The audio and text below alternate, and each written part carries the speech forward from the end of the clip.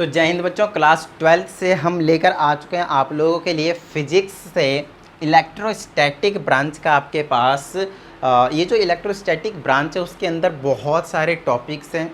Basically अगर हम बात करेंगे एनसीईआरटी वाले बुक की, तो वहाँ पे आपके पास 2 चैप्टर दे रखे हैं। इलेक्ट्रिक चार्जेस एंड फील्ड्स के नाम से पहला चैप्टर, उसके अंदर बहुत सारे टॉपिक्स हैं। और अगर हम दूसरे की बात करते हैं तो इलेक्ट्रोस्टैटिक कैपेसिटेंस, ये इलेक्ट्रोस्टैटिक पोटेंशियल एंड कैपेसिटेंस आपके पास दूसरा चैप्टर है। इन दोनों को मिलाकर एक नया ब्रांच बनाया गया है जिसको हम क्या कहते हैं, इलेक्ट्रोस्टैटिक। तो सबसे पहले हम इलेक्ट्रोस्टैटिक के बारे में ही समझते हैं, उसके बाद इसके अंदर के हम टॉपिक के बारे में चले जाएंगे। उसके बाद ये जो हम पढ़ रहे हैं एक तरीके से टॉपिक ही है, किसका, इलेक्ट्रोस्टैटिक, राइट। इलेक्ट्रोस्टैटिक आपके पास एक मेन टॉपिक है, राइट, मेन चैप्टर है, मेन ब्रांच है। देखिए इलेक्ट्रो का मतलब सिंपली आपको सिंपल यहाँ पे जो आपको समझना है फिलहाल के लिए वो क्या, आपके पास चार्ज।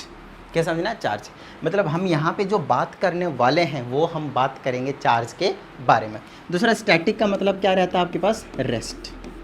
क्या रहता है आपके पास, रेस्ट। तो मतलब हम जो पढ़ने वाले हैं इलेक्ट्रोस्टैटिक के अंदर जो 2 चैप्टर होने वाले हैं आपके पास, जो बहुत सारे टॉपिक्स होने वाले हैं, वो सारे के सारे इंक्लूड करेंगे चार्ज एट रेस्ट। मतलब हम चार्ज को यहाँ पे मूव नहीं कराएंगे। उसके बाद आपके पास आ जाएगा अगला वाला करंट इलेक्ट्रिसिटी, जहाँ पे हम चार्ज को ऑफ कोर्स मूव करेंगे, क्योंकि वहाँ पे हम करंट की बात करेंगे। जब तक चार्ज मूव करेगा नहीं तब तक करंट आएगा नहीं। तो सिंपल वही वाला लॉजिक है और कुछ अलग वाली बात यहाँ पे नहीं है। तो इलेक्ट्रोस्टैटिक हम स्टार्ट कर रहे हैं, इसके अंदर हम चार्ज को पढ़ेंगे रेस्ट पे। सिंपल सी ये बात हो गई है आपके साथ। और अब हम अपना जो चैप्टर है उसे हम स्टार्ट कर देते हैं। जो चैप्टर है वो आपके पास इलेक्ट्रिक चार्जेस एंड फील्ड्स। मतलब सबसे पहले आपको इलेक्ट्रिक चार्जेस के बारे में बताया जाएगा, फिर आपको क्या बताया जाएगा, फील्ड्स के बारे में बताया जाएगा। तो चलिए यहाँ पे देख लेते हैं हम चार्ज के बारे में। सबसे पहले आज का जो लेक्चर होने वाला है, यस, आज का जो लेक्चर होने वाला है वो सिर्फ और सिर्फ चार्ज के ऊपर होने वाला है। सिर्फ हम चार्ज के बारे में यहाँ पे डिस्कस करेंगे और किसी भी चीज़ के बारे में यहाँ पे डिस्कस नहीं करेंगे, सिर्फ चार्ज के बारे में। तो सारी चीज़ें इसके बारे में हम बात कर लेंगे। चलिए सबसे पहले देखते हैं कि चार्ज क्या है। तो इसमें कहा जाता है इट इज़ एनर्जी, है ना। ये क्या है, एक एनर्जी है। अब बोलोगे सॉरी आज तक तो हमने सुना ही नहीं था चार्ज तो एनर्जी भी होता है। तो समझना, धीरे से सारी चीज़ें समझा दी जाएगी। It is energy possessed by body by virtue of which it will attract और repel any another charged body. कहने का मतलब ये है कि चार्ज एक काइंड का एनर्जी है और वो एनर्जी प्ले में तब आता है, वो एनर्जी एग्जिस्टेंस में तब आती है जब उसके आसपास एक और चार्ज्ड बॉडी आ जाए। तो उस केस में 2 काम कर सकता है वो चार्ज्ड बॉडी, है ना। या तो वो अट्रैक्ट कर सकता है या फिर वो रिपेल कर सकता है। ये चीज़ आपको समझ में आनी चाहिए। कहने का मतलब ये है कि आप लोगों ने पहले छोटी क्लासों में सुना होगा, कॉम लेते हैं रगड़ के जब पेपर के पास लेके जाते थे तो वो अट्रैक्ट करते थे, है ना। पानी के पास लेकर जाते थे, रिपेल करते थे। तो ये जो सारी चीज़ें होती थी, अट्रैक्ट करने की बात करते थे, रिपेल करने की बात करते थे, अट्रैक्ट करने की बात करते थे, एक दूसरे से दूर जाते थे तो रिपेल करने की बात करते थे। ये जो अट्रैक्शन और रिपल्जन हो रहा है वो क्यों हो रहा है, क्योंकि बॉडी के अंदर एनर्जी है और वो एनर्जी वहाँ पे एग्जिस्टेंस में आ रही है, वहाँ पे आपको शो हो रहा है, आपको वहाँ पे दिख रहा है। तो वो जो चीज़ हो रही है वो किसकी वजह से हो रही है, चार्ज की वजह से। तो बस यही जो चार्ज है उसके बारे में हमें यहाँ पे पढ़ने की ज़रूरत है। अब आगे की बात करते हैं, इसमें हमें देखने को मिलता है टाइप्स ऑफ चार्ज। तो हमारे पास जो चार्ज होते हैं वो 2 तरीके के होते हैं।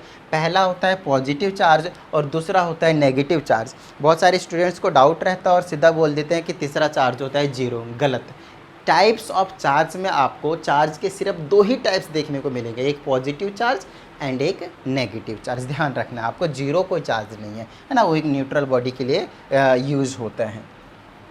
ओके, आगे आपको छोटी छोटी चीज़ें पहले से ही पता है कि like charges repel each other, है ना। आप लोगों ने मैग्नेट वाले चैप्टर में 10th क्लास में ही पढ़ा होगा कि नॉर्थ पोल होता है तो एक दूसरे को रिपेल करते हैं, है ना। साउथ पोल होता है तो भी एक दूसरे को रिपेल करते हैं। तो ये क्या है, लाइक पोल्स हैं। लाइक पोल्स मतलब सेम वाले हैं। तो उसी तरह से जब चार्ज की बात करते थे, एक प्लस का होता है तो दूसरा भी प्लस का होता है। ये क्या होगा, लाइक चार्जेज होंगे तो ये भी क्या करेंगे, एक दूसरे को रिपेल करेंगे। ये इधर जाएगा तो ये इधर जाएगा।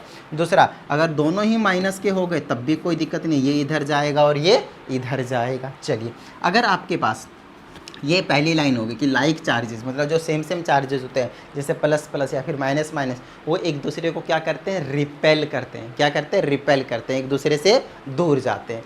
दूसरा आपके पास अनलाइक चार्जेस जो क्या करते हैं आपके पास अट्रैक्ट करते हैं। एक आपके पास अगर प्लस का है एक माइनस का है तो ये इधर जाएगा ये भी इधर आएगा, दोनों एक दूसरे की तरफ जाएंगे और एक दूसरे से गले मिल जाएंगे, है ना। या फिर इधर माइनस रख दो इधर प्लस कर दो, उससे कुछ फ़र्क नहीं पड़ेगा, ये इधर जाएगा ये इधर जाएगा, फिर से ये आपस में गले मिल जाएंगे, ये एक दूसरे से दूर जाएंगे ये आपस में गले मिल जाएंगे। ठीक है इतनी बात। चलिए तो यहाँ तक हमने बात कर ली। ओके, तो जब बात आती है हमारे पास किसी एक नए टर्म्स की, है ना, जो आपने 10th क्लास में भी देखा होगा पढ़ा होगा, जब भी हम एक नए फिजिकल क्वांटिटी के बारे में पढ़ते हैं फिजिक्स में या फिर केमिस्ट्री में, उसके बारे में हमें 4 से 5 चीज़ें हमेशा पता होनी चाहिए। जिसमें से पहला है वो चार्ज होता क्या है, दूसरा चार्ज होता क्या है या फिर जिस भी टर्म के बारे में आप पढ़ रहे हो वो होता क्या है उसके बारे में उसकी डेफिनेशन, दूसरी चीज़ उसका सिंबल क्या है। तो चार्ज का जो सिंबल है, यस, जो चार्ज का आपके पास सिंबल देखने को मिलेगा वो रहेगा Q, है ना। चार्ज का जो सिंबल होता है वो होता है Q, या तो आप कैपिटल Q से रिप्रेजेंट करेंगे या फिर आप स्मॉल q से रिप्रेजेंट करेंगे। ठीक है, तो पहला हो गया डेफिनेशन जो आपको पता होनी चाहिए, दूसरा हो गया सिंबल कि उसका वो हम किस से रिप्रेजेंट करते हैं। उसके बाद तीसरा आ जाता है वो है आपके पास उसकी SI यूनिट की, उसकी SI यूनिट क्या है, तो उसकी SI यूनिट और साथ में CGS यूनिट, मतलब उसके हम यूनिट की बात करेंगे। जनरली हम इन दोनों यूनिट्स के बारे में बात करते हैं। तो जैसे कि अगर आप लोगों ने सुना होगा कि मीटर जो है वो SI यूनिट होती है और जो सेंटीमीटर होती है वो CGS यूनिट होती है, 11th क्लास में पढ़ा होगा। और आपने रिलेशन भी देखा होगा कि 1 मीटर में कितने होते हैं, 100 सेंटीमीटर होते हैं, है ना, 100 सेंटीमीटर होते हैं। तो ठीक उसी से हम यहाँ पे रिलेट करके आपको बता रहे हैं कि SI यूनिट जो चार्ज का होता है वो होता है कूलम, और इसको हम जनरली कैपिटल C से रिप्रेजेंट करते हैं। ठीक है, दूसरा इसकी जो CGS यूनिट होती है वो होती है स्टैट कूलम। क्या होता है, सिर्फ कूलम के पहले क्या लगा दीजिए, स्टैट लगा दीजिए, स्टैट कूलम। और जैसे कि इनके बीच में एक रिलेशन होता है, ऐसा यूनिट जनरली ना हमेशा ही बड़ा होता है। ऐसा यूनिट क्या होता है, बड़ा होता है। तो ऐसा यूनिट जैसे कि 1 मीटर में 100 सेंटीमीटर हुआ तो मीटर क्या हुआ, बड़ा हुआ ना, सिंपली। उसी तरह से कूलम और स्टैट कूलम में कूलम बड़ा होगा, तो एक कूलम में, हाँ कहाँ गया, इधर लिख दिया मैंने यहाँ पे, एक कूलम में 3 × 10⁹ स्टैट कूलम जो चार्ज है वो होता है। तो सिंपली आपको ये चीज़ समझ में आनी चाहिए कि इसकी यूनिट्स के टर्म में हमें 2 चीज़ पढ़ने, एक SI यूनिट और एक CGS यूनिट। तो CGS कहीं ना कहीं थोड़ा सा कम हम प्रेफर देते हैं, कम पढ़ते हैं, बट ये जो SI यूनिट वाली चीज़ें हैं वो आपको हमेशा हर किसी के बारे में पढ़ना ही पढ़ना होगा। उससे नेक्स्ट वाली चीज़ें एक नई फिजिकल क्वांटिटी के बारे में जो आपको पता होना ही चाहिए वो है वो स्केलर क्वांटिटी है या फिर वो वेक्टर क्वांटिटी है। तो स्केलर क्वांटिटी वो होते हैं जिनका सिर्फ और सिर्फ मैग्नीट्यूड होता है, डायरेक्शन नहीं होता है। तो चार्ज के लिए भी यही एप्लीकेबल है, उसमें सिर्फ मैग्नीट्यूड होता है, 5 कूलम 10 कूलम, है ना, 6 कूलम 8 कूलम -10 कूलम, बट उसका पर्टिकुलर कोई डायरेक्शन नहीं होता है कि इसी डायरेक्शन में इतना कूलम चार्ज होगा, इसीलिए एक स्केलर क्वांटिटी होता है। फिर बात आती है इनके एक डायमेंशनल फार्मूला की। देखिए 5 चीज़ें लगभग होगी ना। पहली चीज़ थी डेफिनेशन, दूसरी चीज़ उसके सिंबल, तीसरी चीज़ हो गई यूनिट जिसमें ऐसा यूनिट या फिर आप CGS यूनिट की बात करेंगे, चौथी हो गई उसके बारे में ही आपके पास कि स्केलर क्वांटिटी है या फिर वेक्टर क्वांटिटी है, और पांचवी चीज़ and the last thing will be the dimensional formula. तो जितने भी फिजिकल क्वांटिटी आएंगे आपके पास वहाँ पर आपको डायमेंशनल फार्मूले के बारे में हर किसी के बारे में आपको पता होना ही चाहिए। तो आप लोगों को 11th क्लास में, यस 11th क्लास में आप लोगों ने पढ़ा हुआ होगा, क्या पढ़ा हुआ होगा, तो उसमें आपने पढ़ा था 7 fundamental physical quantities, yes 7 fundamental quantities. तो उन्हीं में से हम क्या करते हैं, क्वांटिटीज़। जब भी हम डायमेंशनल फार्मूला लिखने जाते हैं, ध्यान से सुनिएगा मेरी बात को, जब भी हम डायमेंशनल फार्मूला लिखने जाते हैं तो वहाँ पे हम हमेशा 7 जो फिजिकल क्वांटिटीज होते हैं हमेशा उन्हीं के टर्म में हम लिखने की कोशिश करते हैं, उसको और कुछ नहीं। जिसमें से पहला होता था मास, दूसरा होता था लेंथ, तीसरा होता था टाइम, फिर होता था आपके पास टेम्परेचर, फिर होता था आपके पास करंट, और 2 और होते थे जिसको हम कहते थे ल्यूमिनस इंटेंसिटी, और तीसरा और लास्ट वाला होता था आपके पास अमाउंट ऑफ सब्सटेंस, या फिर उसी चीज़ को हम बोलते थे क्वांटिटी ऑफ मैटर। उन दोनों को हम थोड़ा कम यूज़ करते हैं। मोल वाला क्वांटिटी ऑफ मैटर को मोल कहते हैं, मोल के टर्म में, और ल्यूमिनस इंटेंसिटी की ऐसा यूनिट होती थी कैंडेला। मोल और कैंडेला इन दोनों के लास्ट में जो मैंने यहाँ पे नहीं लिखा है। करंट के एम्पियर होती है, टेम्परेचर की केल्विन होती है, टाइम का टी होता है, वैसे सेकेंड होता है ना, सेकंड होता है। उसके बाद लेंथ का मीटर होता है, और मास का आपके पास केजी होता है। रिप्रेजेंटेशन के लिए इसके लिए हम एम यूज़ करते हैं, इसके लिए मीटर के लिए लेंथ यूज़ करते हैं, टाइम के लिए टी यूज़ करते हैं, केल्विन के लिए केल्विन ही, और एम्पियर के लिए एम्पियर, या फिर कई बार आपको आई लिखा हुआ मिल जाएगा बहुत जगह पे। तो मेन आपके पास जो 12th क्लास में जो देखने को मिलते हैं वो इनके में टर्म में आपके पास डायमेंशनल फार्मूला लिखे जाते हैं, है ना। मोल थोड़ा सा कम आता है, ल्यूमिनस इंटेंसिटी तो कहीं ना कहीं ना के ही बराबर जो है वो आपको देखने को मिलेंगे। तो ये इन्हीं के टर्म में हमेशा आपको एक डायमेंशनल फार्मूला को लिखना है। यस, इसीलिए मैंने आप लोगों को यहाँ पे इस चीज़ को अभी मैंने आपको समझाया है, राइट। कहाँ गया भाई, आ जाओ वापस आ जाओ। ठीक है, तो ये जो चीज़ है आपके पास डायमेंशनल फार्मूला, वो आपको पता होना चाहिए। हमें किसका लिखना है, चार्ज का। देखिए चार्ज आपके पास बेस क्वांटिटी है नहीं, 7 फंडामेंटल क्वांटिटी में आता नहीं है, तो हम उसी को क्या करेंगे, 7 फंडामेंटल जो क्वांटिटीज उनके टर्म में लिखने की कोशिश करेंगे, जिसमें से 7 में से जनरली आपके पास 5 ही है ना। मेन तो आपके जो जिसके टर्म में जनरली लिखा जाता है, जिसको हम सबसे ज़्यादा प्रेफर करते हैं, वो वाली चीज़ है। ओके, तो यहाँ से आपको एक फार्मूला पता है कि करंट का फार्मूला होता है चार्ज अपॉन में टाइम। ये चीज़ आपने 10th क्लास में पढ़ी है ना, current is equal to Q by T, I is equal to Q by T, है ना। या फिर ऐसे पढ़ा होगा, rate of flow of charge is called current. तो rate of flow of charge, time के रिस्पेक्ट में कितना चार्ज फ्लो कर रहा है, तो क्यू बाई में टी। यहाँ से आप क्यू का फार्मूला निकाल लें तो किसके टर्म में आ जाएगा, आई और टी के टर्म में आ जाएगा। तो आई भी देखिए 7 फंडामेंटल क्वांटिटीज़ में था, जो अभी मेन अभी मैंने आपको लिख कर दिखाया, और टाइम भी था। तो आई को किससे रिप्रेजेंट करते थे, ए से, आप आई से भी रिप्रेजेंट कर सकते हो, और टाइम को किससे रिप्रेजेंट करते थे, टी से। और जब हम इसको स्क्वायर ब्रैकेट में लिख देते हैं तो इसी को हम कहते हैं डायमेंशनल फार्मूला। देखिए यहाँ पे मैंने आपके सामने निकाल कर दिखा दिया है, इसी को कहते हैं हम डायमेंशनल फार्मूला। क्या इतनी बात समझ में आ गया आप लोगों को, डन है। तो ये हो गया आपके पास चार्ज के बारे में, और आगे यहाँ पे आ जाता है एप्लीकेशन। किसका application, application of charge. Yes, हम किसकी बात कर रहे हैं, एप्लीकेशन ऑफ चार्ज की बात कर रहे हैं। तो सर चार्ज का यूज़ कहाँ करते हैं, तो जहाँ पे दो बॉडीज़ आपस में अट्रैक्ट कर रहे हैं ना, या फिर रिपेल भी करते हैं ऑफ कोर्स, तो जहाँ पे अट्रैक्ट कर रहे हैं मोस्टली टाइम जो हम अपने डेली लाइफ में जो देखते हैं वो अट्रैक्ट वाली कहानी ज़्यादा होती है। तो जहाँ पे दो बॉडीज़ आपस में अट्रैक्ट कर रहे होते हैं वहाँ पे आपके पास 100% चार्ज का जो कंसेप्ट है वो यूज़ होता है। फॉर एग्जाम्पल आप कहीं पे पेंट कर रहे हो, स्प्रे मार रहे हो, है ना, लाइक वॉल पे, तो पेंट स्प्रे कर रहे हो तो स्प्रे वाला जो पेंट है वो दीवार पे कैसे जाके चिपक जा रहा है, तो वहाँ पे कहीं ना कहीं ऑपोजिट चार्जेज हो रहे होंगे, इसलिए बॉडी आपस में दोनों क्या हो गए, अट्रैक्ट हो गए वॉल पे। दूसरा, आप पेन से लिख रहे हो तो लिखने के टाइम पे आपके पास फ्रिक्शन की वजह से चार्ज वहाँ पे प्रोड्यूस होता है, और उसकी वजह से आपके पास दोनों सरफेस के बीच में वो चिपक जाता है, अट्रैक्ट हो जाता है। तो कहीं ना कहीं वहाँ पे भी चार्ज का आपके पास कंसेप्ट है। तीसरा, आपने जेरोक्स देखा होगा, आप लेकर जाते हो आधार कार्ड या फिर कोई पेज, बोलते हो भैया फोटोकॉपी कर दीजिए, फोटोकॉपी करा, वहाँ पे एक्चुअल में क्या कंसेप्ट यूज़ हुआ, चार्ज का कंसेप्ट। कैसे, इंक जाकर वाइट पेपर वाले में कहाँ पे चिपक गया। कैसे चिपक गया, तो सिंपल वही वाली कहानी थी कि हाँ भाई चार्ज पॉजिटिव और नेगेटिव, तो वहाँ पे अट्रैक्ट कर लिया। जहाँ जहाँ पे आपके पास चार्जेस थे वहीं वहीं पे अट्रैक्ट हुआ इंक, दूसरे जगह पे नहीं हुआ। तो ये कहानी रहती है, और ये इस तरह से आपके पास एप्लीकेशन ऑफ चार्ज जो है वो हम अपने डे टू डे लाइफ में बेसिकली देखते हैं। नेक्स्ट आपके पास चार्ज एंड मास रिलेशन। इस चीज़ को आपको बहुत ही अच्छे तरीके से समझने की ज़रूरत है। यस, इस चीज़ को आपको बहुत ही अच्छे तरीके से समझने की ज़रूरत है, चार्ज एंड मास रिलेशन, है ना। यहाँ पे लिख भी देता हूँ, चलिए लास्ट वाला ल्यूमिनस इंटेंसिटी था ना, ल्यूमिनस इंटेंसिटी, इसके ऐसा यूनिट थे कैंडेला, है ना, और CD से रिप्रेजेंट करते थे। और एक होता था अमाउंट ऑफ सब्सटेंस, जिसको हम मोल के नाम से जानते थे, अमाउंट ऑफ सब्सटेंस,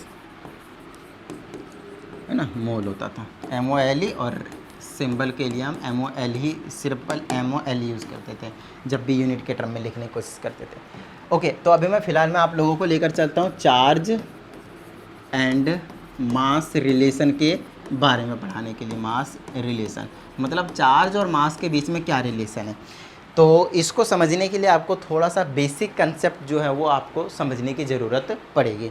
और वो क्या है, तो आपको पता होना चाहिए एक एटम क्या होता है। एटम स्फेरिकल होता है, जिसके अंदर यहाँ पे आपके पास न्यूक्लियस देखने को मिलता है। इस न्यूक्लियस में प्रोटॉन होते हैं और न्यूट्रॉन होते हैं, है ना। इस न्यूक्लियस के अंदर क्या क्या होते हैं, प्रोटॉन होते हैं और न्यूट्रॉन होते हैं, और बाहर वाले सेल में आपको इलेक्ट्रॉन्स रिवॉल्व होता हुआ दिख जाएगा। कुछ इस तरह की कहानी रहता है एटम के स्ट्रक्चर की जब हम बात करते हैं तो उस टाइम पे।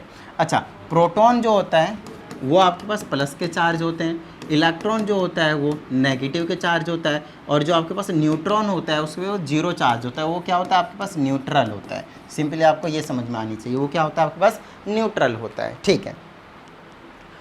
तो यहाँ से सर बताना क्या चाहते हो आप, यहाँ से हम ये बताना चाहते हैं कि एक एटम के ऊपर चार्ज कब आता है। तो ये छोटी क्लासों वाली चीज़ें हैं, मैं आपको समझा देता हूँ। कहीं ना कहीं आपके पास इलेक्ट्रॉन के लेन देन के बारे में आपने सुना होगा, है ना। इलेक्ट्रॉन कोई दे देता था तो उसके ऊपर पॉजिटिव चार्ज आता था, जैसे कि सोडियम, पहले वाले सेल में 2 इलेक्ट्रॉन, दूसरे वाले 8 इलेक्ट्रॉन, तीसरे वाले सेल में आपके पास 1 इलेक्ट्रॉन। तो ये बाहर वाले सेल से 1 इलेक्ट्रॉन क्या करता था, डोनेट कर देता था, तो सोडियम के ऊपर क्या आ जाता था, +1 का चार्ज आ जाता था, राइट। ये कहानी होती थी, क्यों, क्योंकि इसने 1 इलेक्ट्रॉन डोनेट कर दिया। वहीं पे क्लोरीन क्या करता था, अपने इलेक्ट्रॉन को, इसके इलेक्ट्रॉन को एक्सेप्ट करता था। यहाँ 2, यहाँ 8, यहाँ 7 होता था, इसको बाहर वाले घर को, पूरा सेल को ना कम्प्लीटली फिल करना है। तो ये जो इलेक्ट्रॉन इसने डोनेट किया उस वाले इलेक्ट्रॉन को क्या करेगा, एक्सेप्ट कर लिया, और यहाँ पे इसने 8 बना लिए। तो इसने 1 इलेक्ट्रॉन एक्सेप्ट किया, और एक्सेप्ट किया तो क्लोरीन के ऊपर क्या आ जाएगा, -1 का चार्ज, है ना। तो किसी से उधार लिया है तो माइनस में चला जाता है। तो चार्ज आपको समझ में आ गया कि किसी भी बॉडी के अंदर चार्ज कब आता है, बॉडी के ऊपर चार्ज कब आता है, जब वो इलेक्ट्रॉन या तो डोनेट करेगा या तो इलेक्ट्रॉन को क्या करेगा, एक्सेप्ट करेगा, राइट। ओके, जितने इलेक्ट्रॉन डोनेट करेगा उतना ही पॉजिटिव चार्ज, और जितने इलेक्ट्रॉन को एक्सेप्ट करेगा उतना ही नेगेटिव चार्ज, ठीक है। अब बात आती है सर चार्ज मास रिलेशन का क्या फंडा है। तो मैं आपको सिंपल सी बात बताता हूँ, जो इलेक्ट्रॉन होते हैं, यस इलेक्ट्रॉन होते हैं, उसका खुद का कुछ ना कुछ मास होता है, मास ऑफ इलेक्ट्रॉन होता है, और 9.11 × 10⁻31 kg होता है। ये मैंने आपको एक इलेक्ट्रॉन के मास बताए, है ना। ये क्या बता दिया मैंने आपको, एक इलेक्ट्रॉन का मास बता दिया मैंने आपको कि एक इलेक्ट्रॉन का मास कितना होता है, 9.11 × 10⁻31 kg। विजिबिलिटी ठीक है ना, दिख तो रहा है ना, हाँ काम चल जाएगा। थोड़ी सी ब्राइटनेस मुझे ज़्यादा लग रही है, इसमें ज़्यादा हो जाता है और उसमें कम हो जाता है, थोड़ा सा कम कर देते हैं, चलिए। ओके, तो मास ऑफ इलेक्ट्रॉन क्या होगा, 9.11 × 10⁻31 kg। आप मुझे एक बात बताइए, अगर मेरे पास सोडियम है, नो डाउट, ठीक है, तो ये जो सोडियम है मेरे पास, इसके पास अभी इलेक्ट्रॉन्स कितने थे, 11 इलेक्ट्रॉन थे, है ना। जितने एटॉमिक नंबर होते हैं उतना ही इलेक्ट्रॉन होते हैं, न्यूट्रल के केस में 11 इलेक्ट्रॉन थे। इसने क्या करा, बाद में ये सोडियम किस में कन्वर्ट हो गया, सोडियम +1 में। एक बात बताइए, सोडियम +1 में कब कन्वर्ट हुआ होगा, जब इसने 1 इलेक्ट्रॉन क्या किया होगा, डोनेट कर दिया होगा, ठीक है। 1 इलेक्ट्रॉन क्या किया होगा, डोनेट कर दिया होगा। जब हमने माइनस कर दिया 1 इलेक्ट्रॉन, है ना, 1 इलेक्ट्रॉन क्या कर दिया, माइनस कर दिया, माइनस करने का मतलब डोनेट कर दिया इसने, है ना, तभी तो ये चीज़ बनी होगी ना। इसमें यहाँ पे दिखा देता हूँ, 1 इलेक्ट्रॉन क्या कर दिया, माइनस कर दिया, हटा दिया, तभी ये चीज़ बन गई होगी। बिल्कुल सही बात सर, तभी तो Na+ बना होगा यार, और वैसे बनने का क्या ही लॉजिक है, ठीक है। अब एक बात बताइए, पहले इसमें 11 इलेक्ट्रॉन थे, अब इसमें कितने इलेक्ट्रॉन बचे, 10 इलेक्ट्रॉन नहीं बचेंगे। बिल्कुल सही सर, क्योंकि 1 इलेक्ट्रॉन लूज़ किया इसने, तभी तो Na+ में कन्वर्ट हुआ। ओके, अब पहले था सोडियम Na, बाद में हो गया Na+1। पहले था सोडियम Na, बाद में हो गया +1। इसमें थे 11 इलेक्ट्रॉन, इसमें बच गया 10 इलेक्ट्रॉन। मैं क्या बताने की कोशिश कर रहा हूँ वो समझिएगा, मैं चार्ज एंड मास के बीच में रिलेशन इस्टेब्लिश करने की कोशिश कर रहा हूँ। इसमें देखिए क्या चार्ज कितना था, 0 चार्ज था ही नहीं। इसमें चार्ज कितना आया, +1 आया, ठीक है, इतनी बार ओके। अब इसमें कोई चार्ज नहीं था, कोई टेंशन वाली बात नहीं, इसमें +1 चार्ज आ गया, लेकिन चार्ज कब आया, जब 1 इलेक्ट्रॉन इसने लूज़ कर दिया, किसी को दे दिया, डोनेट कर दिया, ठीक है। जैसे इसने 1 इलेक्ट्रॉन लूज़ किया, क्या मैं कह सकता हूँ कि इतना मास अपने खुद के अंदर से लूज़ कर दिया, बोलिए हाँ या नहीं। बिल्कुल सही बात। तो सोडियम का 23 ग्राम होता है एटॉमिक मास, सिंपल सी बात है, इतना आप याद रख लीजिए। सोडियम का आपको इतना तो यार पता ही होना चाहिए, 12th क्लास में 23 ग्राम होता है, ठीक है। तो 23 ग्राम में से 1 इलेक्ट्रॉन जैसे उसने गायब करा, मतलब इतना ग्राम में से माइनस हो जाएगा इतना, 9.11 × 10⁻31 kg। आप चाहें तो इसको ग्राम में कन्वर्ट करने, कोई दिक्कत नहीं, वैसे तो ग्राम में करना ही पड़ेगा, तभी ये बेसिकली माइनस होंगे। ये क्वांटिटी बहुत छोटी है, ये मत समझना ये बड़ी क्वांटिटी, बहुत छोटी है। 10⁻31 है यार, -31, उल्टा समझ लीजिए, -31 है बिल्कुल। तो ये 0.0000030 के बाद ये 9 आ रहा हो, समझ रहे हो कितना ज़्यादा छोटा है। तो बहुत कम मास क्या हो गया, बॉडी से बाहर चला गया, लेकिन हाँ बाहर जरूर गया मास। अब यहाँ से आपको समझ में आएगा कि मैं कहना क्या चाहता हूँ। अगर सोडियम था तो 23 ग्राम था, बाद में अगर ये सोडियम +1 हो गया तो 100% 23 ग्राम से कम हो जाएगा, मास क्या हो जाएगा, कम हो जाएगा। क्यों? क्योंकि एक इलेक्ट्रॉन लूज किया तो एक इलेक्ट्रॉन का जितना मास था उतना भी तो साथ में गया होगा भाई, वो भी तो एक पार्टिकल है, सिंपल सी बात है। ओके चलिए, अगर बाद में बात करते हैं कि मैग्नीशियम है, बाद में किस में कन्वर्ट हो गया, Mg+2 में, तो इसका मास कितना था 24 ग्राम, है ना, और बाद में कितना हो जाएगा 24 से कम हो जाएगा। क्यों कम हो जाएगा सर? तो यहाँ पे +2 का चार्ज कब आया होगा, जब इसने 2 इलेक्ट्रॉन लूज करे होंगे, तो 2 इलेक्ट्रॉन का मास इसमें से कम हो गया होगा 24 में से। समझ में आ रही है इतनी बात? ठीक है, आगे बात करते हैं हम क्लोरीन की। नॉर्मल स्टेट में तो इसमें चार्ज कितना है, 0 है। चार्ज कितना है, 0 है। अच्छा, अगर मैं इसके मास की बात करता हूँ, तो 35.5 ग्राम होता है, ठीक है। ओके, बाद में क्या हुआ, क्लोरीन ना किसी से एक इलेक्ट्रॉन लेकर -1 बना लिया, क्लोरीन -1 बन गया, तो एक इलेक्ट्रॉन इसने किसी से लिया होगा ना 100%। अच्छा, एक इलेक्ट्रॉन किसी से अगर इसने एक्सेप्ट करा है तो 100% एक इलेक्ट्रॉन का जितना मास होता है उतना भी तो इसके अंदर आया होगा, तो 100% 35.5 ग्राम से ज़्यादा होगा। बोलिए हाँ या नहीं, बोलिए हाँ या नहीं। सिंपल सा लॉजिक है यार, क्या है ये इसमें, है ना। इसमें क्या था, ओरिजिनली ये 35.5 ग्राम था, 35.5 ग्राम था, 35.5 ग्राम था। बाद में क्या हुआ, इसने एक इलेक्ट्रॉन किसी से एक्सेप्ट कर लिया। अच्छा, एक इलेक्ट्रॉन एक्सेप्ट करा तो भैया जितना एक इलेक्ट्रॉन का मास था उतना भी तो एक्सेप्ट हो गया, तो पहले 35.5 ग्राम था और एक इलेक्ट्रॉन का मास अभी हमने आपको बताया 9 × 10⁻³ kg, उतना और एक्सेप्ट हो गया। यस, एक्सेप्ट हो गया, तो मेरे पास ओवरऑल क्या हो गया, इसका मास बढ़ गया। अब यहाँ से आपको एक छोटा सा कंसेप्ट समझ में आ गया होगा कि अगर किसी बॉडी के ऊपर पॉजिटिव चार्ज है तो उसका मास कम हो जाता है। कितना मास कम होगा, जितना चार्ज होगा और मल्टीप्लाई कर दो उसी को इलेक्ट्रॉन के मास से, उतना मास क्या होगा, कम हो जाएगा, ठीक है।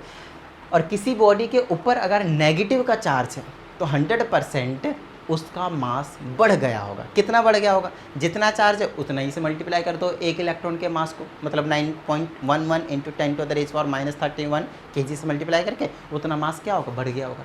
पॉजिटिव के केस में, यस, पॉजिटिव के केस में अगर किसी बॉडी के ऊपर पॉजिटिव चार्ज है तो मास कम हो गया होगा, और अगर किसी बॉडी के ऊपर नेगेटिव चार्ज है तो मास बढ़ गया होगा। बस यही चीज़ मुझे आप लोगों को अभी यहाँ पे समझाना था। समझ में आ गई इतनी बात?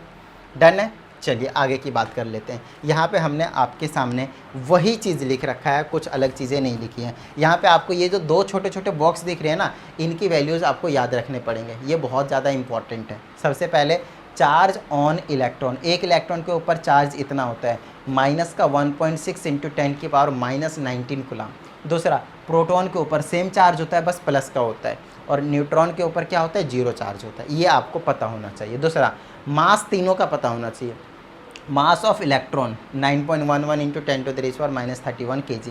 अगर आप इसको चाहते हैं कि ग्राम में कन्वर्ट कर लें, है ना, जो कि मैं सोच पा रहा हूँ कि आप ज़रूर चाहते हैं, तो आप क्या करेंगे, इसको केजी में, 1 kg में 1000 ग्राम होता है, तो आप इसको 1000 से मल्टीप्लाई कर देंगे। जैसे आप 1000 से मल्टीप्लाई करेंगे तो इसका मतलब क्या होगा, 10⁻³ बेस से मत पावर ऐड कर दोगे तो 9.11 × 10⁻28 आ जाएगा नेगेटिव का ग्राम में।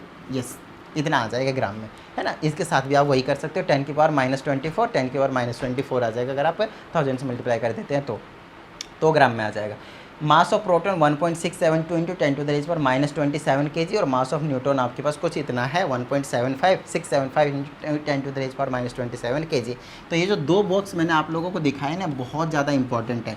वैल्यूज़ आपको न्यूमेरिकल में गिवन भी नहीं होंगे ये चीज़, और ये चीज़ आपको यूज़ करना पड़ेगा, है ना। पढ़ सकता नहीं है, पढ़ेगा ही पड़ेगा। ये न्यूमेरिकल का ट्रिक होता है ना। न्यूमेरिकल को करने के लिए आपको ये छोटी छोटी चीज़ें 100% पता होना चाहिए ही चाहिए, ठीक है इतनी बात। चलिए अब हम आगे की बात कर लेते हैं। चार्ज और मास के बीच में जो मैं रिलेशन की बात कर रहा था वो यहीं पे देखिए, यहाँ पे लिख भी दिया है। चार्ज किसी बॉडी पे तब आता है जब इलेक्ट्रॉन लूज या गेन करें, ठीक है इतनी बात अभी बता दिया। और क्योंकि इलेक्ट्रॉन का खुद का कुछ मास इतना होता है जिसकी वजह से बॉडी का मास कम या ज़्यादा हो जाएगा, सिंपल सी बात है ना। देखिए अब यहाँ पे note, when a body loses some electrons it acquires charge, है ना। कौन सा charge, positive charge, and hence its mass decreases. Positive charge acquire करता है, इलेक्ट्रॉन लूज करता है तो उसके ऊपर चार्ज आता है। चार्ज आएगा तो 100% इलेक्ट्रॉन गया है तो मास क्या हो गया, कम हो गया, क्योंकि इलेक्ट्रॉन अपना खुद का कुछ ना कुछ मास होता है।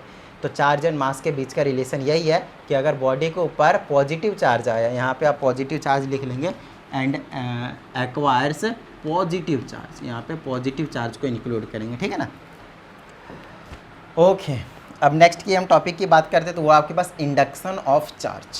ठीक है, इंडक्शन ऑफ चार्ज क्या होता है उसको थोड़ा सा हम समझने की कोशिश करते हैं। इसमें कहा जाता है एक ऐसे फेनोमेनन की हम बात करेंगे जो इंड्यूस कर देता है एक opposite charge on a neutral body when a charged body is brought near it. सबसे पहले हम एक न्यूट्रल बॉडी को समझने की कोशिश करेंगे। सबसे पहले हम यहाँ पे एक न्यूट्रल बॉडी को समझने की कोशिश करेंगे। बहुत सारे स्टूडेंट्स को इस बात की कन्फ्यूज़न रहती है कि जो न्यूट्रल बॉडी होती है उसके ऊपर चार्ज होता ही नहीं है। कहीं ना कहीं सही बात है, लेकिन जब उससे ये पूछ दिया जाता है कि एक न्यूट्रल बॉडी में कितने प्रोटॉन होंगे तो बच्चे परेशान, है ना। अगर सोडियम की बात कर ली मैंने कि सोडियम है एक न्यूट्रल है तो बताओ उसमें कितने प्रोटॉन होंगे, तो बोलते सर उसमें चार्ज ही नहीं है तो प्रोटॉन कहाँ से आएगा। दिमाग लगाना, हम जब न्यूट्रल बॉडी की बात करते हैं उसका मतलब होता है उसमें इक्वल नंबर ऑफ प्रोटॉन्स होंगे और साथ में ही equal numbers of protons and electrons होंगे। यहाँ पे मैंने लिख दिया इलेक्ट्रॉन्स, ये वाला क्या है आपके पास इलेक्ट्रॉन्स है। तो जितने प्रोटॉन्स होंगे उतना ही इलेक्ट्रॉन्स होते हैं। जैसे कि 10 प्रोटॉन है तो इसके ऊपर प्लस का 10 चार्ज हो गया, और 10 इलेक्ट्रॉन है तो माइनस का 10 हो गया, तो प्लस माइनस क्या हो गया 0। तो 0 चार्ज का मतलब क्या होगा न्यूट्रल। चार्ज नहीं होता है ये भी कहना ठीक है, लेकिन उसमें प्रोटॉन नहीं होते हैं, इलेक्ट्रॉन नहीं होते हैं, ये कहना गलत है ना। बच्चों को लगता है कि यार चार्ज तो है ही नहीं तो इलेक्ट्रॉन होने का कोई मतलब ही नहीं है, क्योंकि जहाँ पे इलेक्ट्रॉन होगा वहाँ पे चार्ज होगा। यार इस चीज़ को थोड़ा सा ऐसे समझो ना कि वहाँ पे इलेक्ट्रॉन है, जितने इलेक्ट्रॉन है उतना ही प्रोटॉन है, तभी तो वो चार्ज न्यूट्रल है ना, जब तो वो 0 बन रहा है। बस इस बात को आपको समझना है कि न्यूट्रल बॉडी का क्या मतलब होता है। तो हमने यहाँ पे समझ लिया कि न्यूट्रल बॉडी का क्या मतलब है, जितने उसमें प्रोटॉन्स होंगे उतना ही आपके पास इलेक्ट्रॉन्स होंगे, और इसी रीज़न से दोनों एक दूसरे कैंसिल करके चार्ज उसका क्या हो जाएगा 0। चार्ज 0 होने का मतलब क्या हो गया, वो एक क्या है न्यूट्रल बॉडी है। अब हमारे पास यहाँ पे बात आती है कि इंडक्शन से हम एक बॉडी को कैसे चार्ज करेंगे। यस, इंडक्शन से हम एक बॉडी को कैसे चार्ज करेंगे समझिएगा। इसमें कहा जाता है आपके पास एक न्यूट्रल बॉडी है, ये रहा मैंने यहाँ पर बना दिया। आपके पास एक न्यूट्रल बॉडी है, मैंने यहाँ पर बना दिया। इसके अंदर मैं 5 प्लस के और 5 माइनस के लिख देता हूँ, है ना। इसके अंदर मैं क्या करता हूँ 5 प्लस के और 5 माइनस के लिख देता हूँ। चलिए 5 प्लस के और 5 मैंने क्या कर दिया माइनस के लिख दिए, ठीक है इतनी बात। चलिए ओके, 5 प्लस 5 माइनस मतलब 5 प्रोटॉन्स कर दिए और क्या कर दिया मैंने 5 इलेक्ट्रॉन्स कर दिए, तो 100% ये क्या हो गया 0 हो गया, है ना। चार्ज सेम होते हैं दोनों बॉडी में, प्रोटॉन में और इलेक्ट्रॉन में। अभी बताया ना डब्बा वाले डब्बे में दिखाया ना, प्रोटॉन का भी चार्ज और इलेक्ट्रॉन का भी चार्ज, दोनों का चार्ज क्या होता है सेम होते हैं, जिसकी वजह से ये क्या हो गया एक न्यूट्रल बॉडी बन गया। अब मैं क्या करना चाहता हूँ, इनका कहना है कि एक ऐसे प्रोसेस की हम बात करेंगे जहाँ पे आपके पास एक न्यूट्रल बॉडी होगा और उस न्यूट्रल बॉडी के पास में लाएंगे एक हम चार्ज्ड बॉडी। अब वो चार्ज्ड बॉडी नेगेटिवली चार्ज्ड भी हो सकता है और पॉजिटिवली चार्ज्ड भी हो सकता है, ठीक है इतनी बात ओके। अच्छा, एक बॉडी पॉजिटिवली चार्ज कब बनेगा, ध्यान देना। मान लेते हैं उसके अंदर 5 प्रोटॉन है और बाहर में 5 इलेक्ट्रॉन घूम रहे हैं, 2 3 4 5। अगर मैं ये 5 के 5 इलेक्ट्रॉन को लूज करवा दूँ तो गायब हो जाएंगे, 5 इलेक्ट्रॉन गायब। 5 इलेक्ट्रॉन गायब तो अंदर क्या बचा, सिंपली 5 क्या बचा 5 प्रोटॉन, और 5 प्रोटॉन मतलब वो बॉडी सिर्फ और सिर्फ पॉजिटिवली चार्ज है। तो उसी टाइप का कोई बॉडी मैं इसके पास ला रहा हूँ, मतलब एक मैंने यहाँ पे एक ऐसा बॉडी लाया, पास में एक बॉडी मैंने ऐसा लाया है जिसके पास सिर्फ और सिर्फ पॉजिटिवली चार्ज है ना। अब कितने इलेक्ट्रॉन है मुझे, प्रोटॉन है नहीं पता मुझे, बट हाँ 100% वो पॉजिटिवली चार्ज है, सिर्फ पॉजिटिवली चार्ज है, सिर्फ और सिर्फ पॉजिटिवली चार्ज है, मैं ये कहना चाह रहा हूँ। तो ये वाली जो बॉडी है वो न्यूट्रल है, ये बॉडी जो आपके पास वो न्यूट्रल है, और ये वाला क्या है आपके पास पॉजिटिवली चार्ज्ड बॉडी है, ये आपके पास पॉजिटिवली चार्ज्ड बॉडी है। अब इस बॉडी को मैं इसके कांटेक्ट में नहीं लाऊंगा, मेरे पास ध्यान से सुनिएगा, इस बॉडी को मैं इस वाले के कांटेक्ट में नहीं लाऊंगा, है ना। इस वाले बॉडी को मैं इसके कांटेक्ट में बिल्कुल नहीं लाऊंगा, क्योंकि इंडक्शन का मतलब होता है विदाउट कांटेक्ट, ठीक है ना। विदाउट कांटेक्ट दूसरी बॉडी को चार्ज कर देगा, ये कमाल वाली बात है। अब बोलिएगा कैसे, मैं आपको समझाता हूँ कुछ इस तरीके से। ये वाला बॉडी इसके पास में जैसे लेकर आऊँगा, ठीक है ना, जैसे लेकर आऊँगा तो इसके ये तो इसके अंदर तो प्लस का चार्ज है, यहाँ पे क्या है माइनस वाले भी हैं, तो ये माइनस वाले को क्या करेगा अपनी तरफ खींच लेगा और प्लस वाले को क्या करेगा उधर भेज देगा।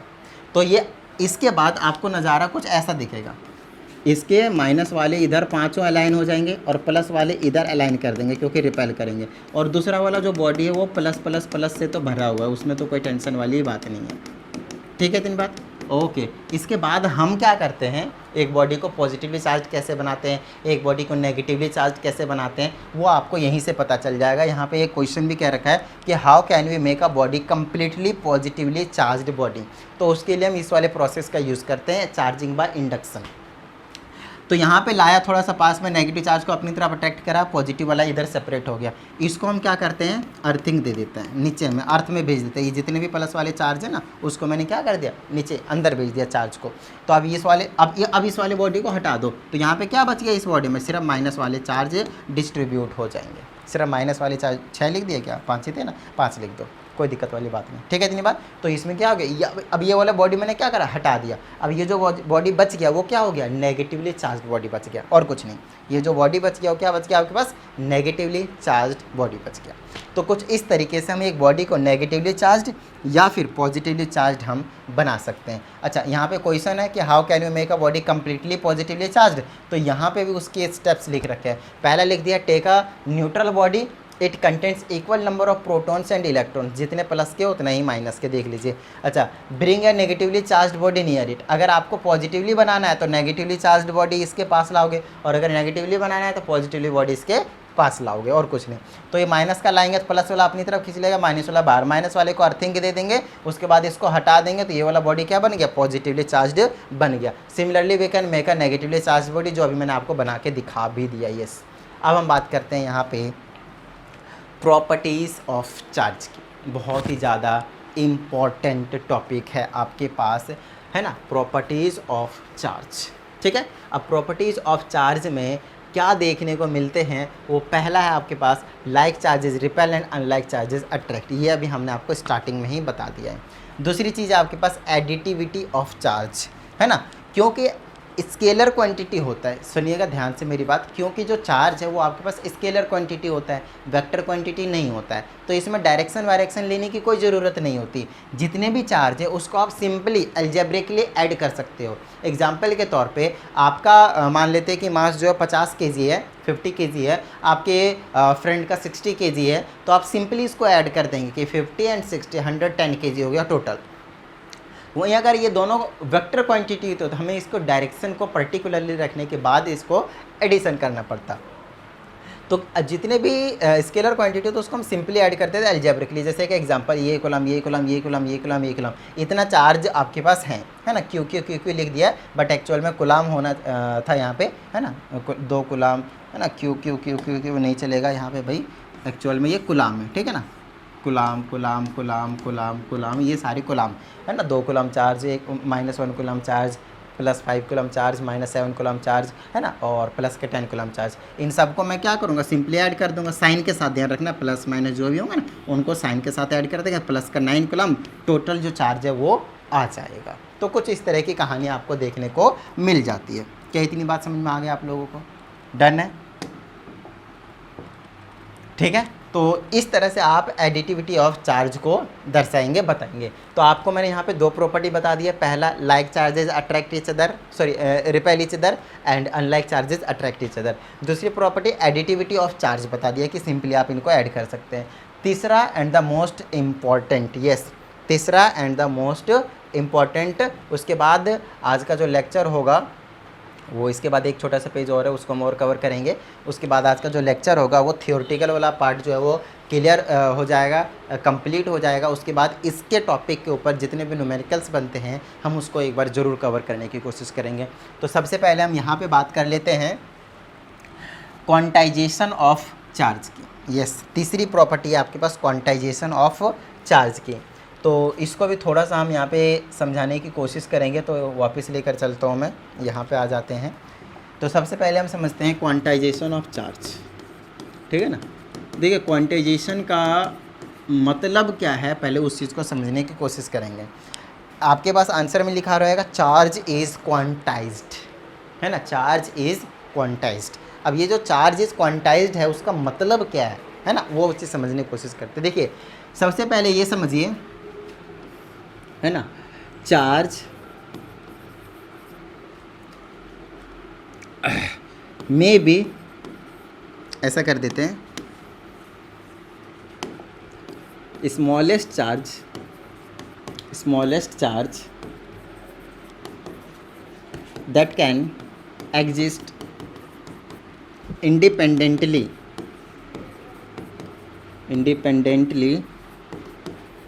is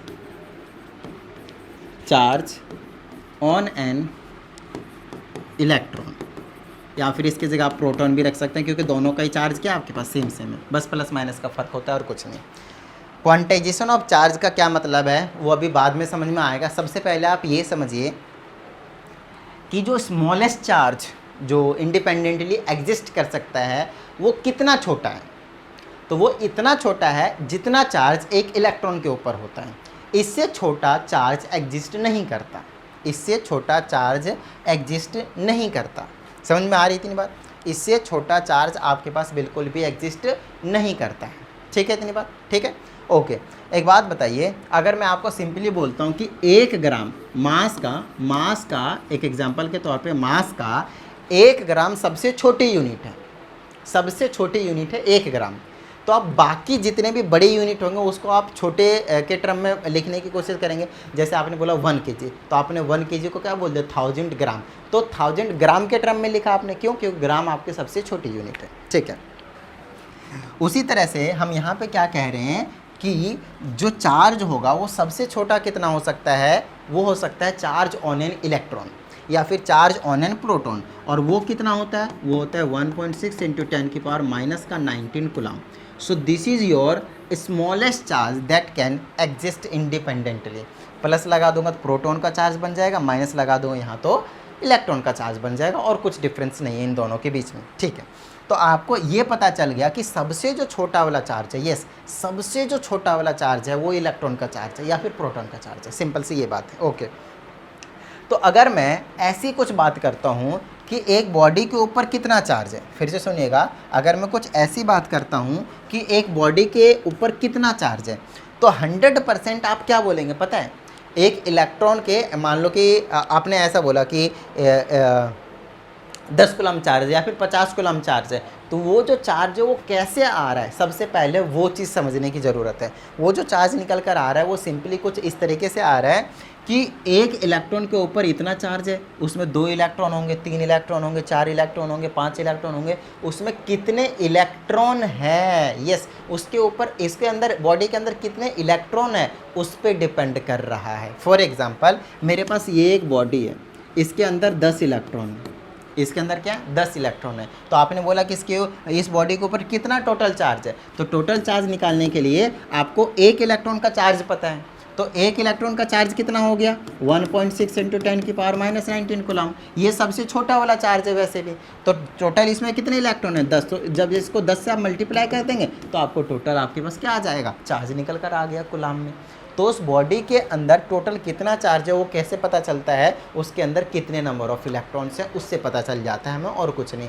मतलब सिंपल सी बात है कि अगर आप ये पता करना चाहते हैं कि टोटल चार्ज कितना है, क्यू से रिप्रेजेंट कर रहा हूँ मैं टोटल चार्ज को, वो कितना है, तो उसके अंदर कितने नंबर ऑफ इलेक्ट्रॉन्स होंगे, या फिर आप प्रोटॉन्स कह लीजिए, कितने नंबर ऑफ इलेक्ट्रॉन्स होंगे, और multiplied by, yes, multiplied by charge on an electron, e क्या है आपके पास? चार्ज ऑन एन इलेक्ट्रॉन, एक इलेक्ट्रॉन के ऊपर कितना चार्ज है। या फिर आप सिंपली बोल सकते हैं चार्ज ऑन अ प्रोटॉन, कि प्रोटॉन के ऊपर कितना चार्ज है, क्योंकि दोनों चार्ज आपके पास सेम ही है, कोई टेंशन वाली बात नहीं है ना। चलिए, तो टोटल चार्ज निकालने के लिए आप क्या करेंगे? एन मल्टीप्लाइड बाय में e, where e is the charge on electron and n is basically integer. N क्या रहेगा आपके पास? इंटीजर रहेंगे। क्यों? क्योंकि प्लस वाले के केस में, प्रोटॉन के केस में वो तो प्लस का ही निकल कर आने वाला है टोटल, और माइनस के केस में माइनस का रहेंगे, कितने इलेक्ट्रॉन होंगे उसके अकॉर्डिंग ये इंटीजर रहेंगे। ये 0 हो सकता है, किसी बॉडी के ऊपर चार्ज क्या हो जाएगा? 0। देखिए, अगर मैं n के जगह 0 पुट कर दूं तो क्या होएगा? क्यों चार्ज क्या होगा? बॉडी 0, मतलब ना ही उसमें कोई प्रोटॉन है ना ही कोई उसमें इलेक्ट्रॉन है। जब कोई प्रोटॉन या फिर इलेक्ट्रॉन नहीं होता है, यस, प्रोटॉन या फिर इलेक्ट्रॉन नहीं होता है, तो क्या हो गया आपके पास? सिंपली चार्ज 0 हो गया, है ना। सिंपल सी बात ये हो गई। या फिर इक्वल होता है तब भी उसमें चार्ज तो 0 है, आगे आपके पास चार्ज 0 आ जाता है, तो नंबर कितना ही उससे कुछ फ़र्क नहीं पड़ेगा। इक्वल हो जाते हैं तो टोटल चार्ज क्या हो गया आपके पास? 0 आ गया।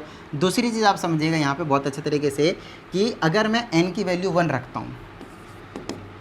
हूँ तो 1 ई हो गया ना, 1 ई का मतलब एक इलेक्ट्रॉन की बात कर रहा है वो, तो टोटल चार्ज कितना हो जाएगा, जितना एक इलेक्ट्रॉन का हुआ।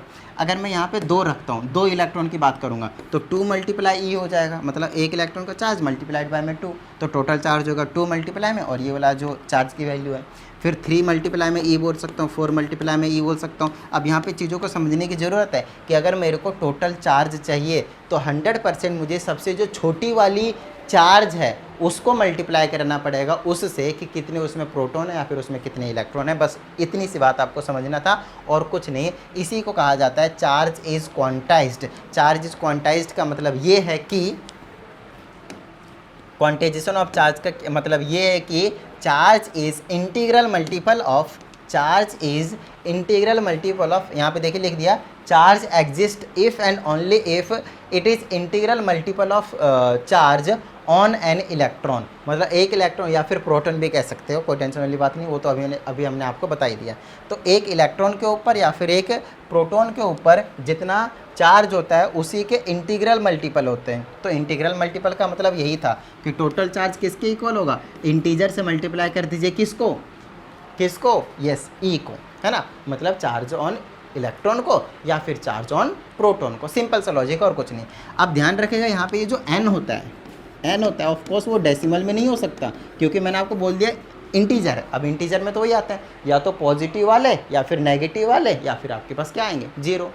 तो n जो आपके पास वो डेसिमल में बिल्कुल भी नहीं हो सकता, और ना ही n की वैल्यू क्या हो सकती है, ऑफ कोर्स वो फ्रैक्शन में नहीं होगा, क्योंकि फ्रैक्शन में होगा तो वापस क्या आ जाएगा, वो डेसिमल में आ जाएगा। इंटीजर क्या होता है आपके पास, प्लस वाले हो गए, +1 हो गए, या तो +2 होंगे, या तो +3 परफेक्ट होंगे, या तो 0 होंगे, या तो -1 होंगे, या तो -2 होंगे, या तो -3। अच्छा ऐसा क्यों कह रहे हैं, वो चीज़ आपको समझ में आया कि n की वैल्यू मैं फ्रैक्शन में या फिर डेसिमल में क्यों नहीं कह पा रहा हूँ, मैं इंटीजर क्यों कह रहा हूँ, क्योंकि सबसे छोटी वैल्यू वही है। एक बात बताइए, अगर e की वैल्यू सिंपली अगर मैं 10 मानता हूँ एक एग्जांपल के तौर पे, तो ये सबसे छोटी वैल्यू है, इसको मैं और छोटा डिवाइड तो नहीं कर सकता ना, इसको मैं 1 से मल्टीप्लाई कर सकता हूँ, इसको मैं 2 से मल्टीप्लाई कर सकता हूँ, इससे मैं बड़ी वैल्यू लूँगा, ये सबसे छोटी वैल्यू। अगर आपको इसने फ्रैक्शन वाला रख दिया, यहाँ पे 1 की जगह 1/2 रख दिया और मल्टीप्लाई 10 करा, तो इसको तो आपने एक तरीके से डिवाइड कर दिया और 5 लिया आया। इसका मतलब ये है कि आपने छोटी वैल्यू को और 2 से डिवाइड कर दिया, तो छोटी वैल्यू और छोटी नहीं हो सकती ना, इंडिपेंडेंटली तो ये सबसे छोटी यही है, इलेक्ट्रॉन का ये चार्ज है आपके पास। तो आप यहाँ पे इसको फ्रैक्शन लेंगे तो और भी ज़्यादा आप छोटा करने की कोशिश करेंगे, है ना, अपॉन में लेंगे 100% और भी ज़्यादा छोटे कोशिश करने करेंगे, तो अपॉन में नहीं हो सकता, अपॉन में कहने का मतलब डेसिमल में नहीं हो सकते। ठीक है, इतनी बात, गॉट इट। चलिए, तो आपको ध्यान रखना है, क्योंकि सिंपल सी बात है, इलेक्ट्रॉन एक पूरा होगा, आधा इलेक्ट्रॉन क्या होता है, या फिर 3/4 इलेक्ट्रॉन क्या होता है, ऐसा कुछ नहीं होता। इलेक्ट्रॉन एक पूरा होगा और वो सबसे छोटी वाली वैल्यू है। तो Q is equal two plus minus क्यों लगाया, पता चला आपको, प्लस माइनस प्रोटॉन भी हो सकता है और इलेक्ट्रॉन भी हो सकता है। ये जो n है या फिर ये जो चार्ज है वो प्रोटॉन का भी चार्ज हो सकता है या फिर इलेक्ट्रॉन का भी चार्ज हो सकता है, क्योंकि दोनों की वैल्यू क्या होती है आपके पास, सेम ही होते हैं। चलिए नेक्स्ट की बात करते हैं, वो आपके पास कंजर्वेशन ऑफ चार्ज। चौथी प्रॉपर्टी आपके पास कंजर्वेशन ऑफ चार्ज। इसमें कहा जाता है total charge of any system always remains same. अगर हम टोटल चार्ज की बात करते हैं किसी भी सिस्टम की, तो उसमें हमेशा जो चार्ज होता है वो सेम रहता है। एक ऐसा मैं सिस्टम कंसिडर कर लेता हूँ, मैं यहाँ पे सिस्टम बना देता हूँ जिसके पास बॉडी है बहुत सारे अलग अलग, इतना 5 बॉडी ले लिया। इसके अंदर +5 कूलम का चार्ज है, -10 कूलम का चार्ज है, -2 कूलम का चार्ज है, +7 कूलम का चार्ज है, -28 कूलम का चार्ज है। उसके बाद आपने क्या करा, इस वाले बक्से को पूरे को सेक कर दिया, हिला दिया, ऐसे डुला दिया, ऐसे फेंक दिया, वहाँ पे फेंक दिया, फिर वहाँ से वहाँ फेंक दिया, आपस में कैच खेल लिया और फाइनली आपके पास वो बॉक्स जो है वो आ चुका है। ठीक है, जैसे आपके पास वो बॉक्स आ गया, उसके बाद क्या होने वाला है वो समझिएगा। बॉक्स आया तो हो सकता है आपस में ये बॉडी जो है वो रब किया होगा आपस में, है ना, ये बॉडी क्या रहा होगा, आपस में रब हुआ होगा उनके बीच में। जब रब होता है, फ्रिक्शन होते हैं, तो इलेक्ट्रॉन का ट्रांसफ़र हो जाता है इससे उससे या फिर उससे इसमें। किससे किस में होगा वो अपने को नहीं पता चलेगा, लेकिन हाँ ट्रांसफ़र ऑफ इलेक्ट्रॉन जरूर होंगे। और क्योंकि ट्रांसफ़र ऑफ इलेक्ट्रॉन होते हैं तो वहाँ पे चार्ज आ जाता है, प्लस का भी हो सकता है, माइनस का भी हो सकता है। अगर इलेक्ट्रॉन किसी से एक बॉडी से दूसरे बॉडी में गया होगा तो इससे अगर इसमें गया तो इसमें प्लस का चार्ज आएगा, उसमें माइनस का चार्ज आएगा। मतलब इलेक्ट्रॉन का लेन देन इनके बीच में हो गया होगा, नो डाउट, आपस में इलेक्ट्रॉन का लेन देन हो गया होगा, क्योंकि आपस में ये क्या हो गए होंगे, टकरा गए होंगे, नो डाउट हो गया होगा। बट क्या इलेक्ट्रॉन में कमी आई होगी, क्या इलेक्ट्रॉन बढ़ गए होंगे, बिल्कुल भी नहीं। इस सिस्टम के अंदर जितने इलेक्ट्रॉन थे उतने ही तो रहेंगे, जितने चार्ज थे उतने ही तो रहेंगे। इसी को कहते हैं कंजर्वेशन ऑफ चार्ज। पहले देख लीजिए यहाँ पे कितने हो गए, 5 10 है ना, पूरा सॉल्व कर लिए। पहले प्लस वाला 7 5 12 हो गया प्लस का, और ये 2 10 12 12 40 माइनस का 40, मतलब ओवरऑल जब मैं सॉल्व करूँगा तो माइनस का 28 कूलम चार्ज सॉल्व करके आएगा टोटल बॉडी।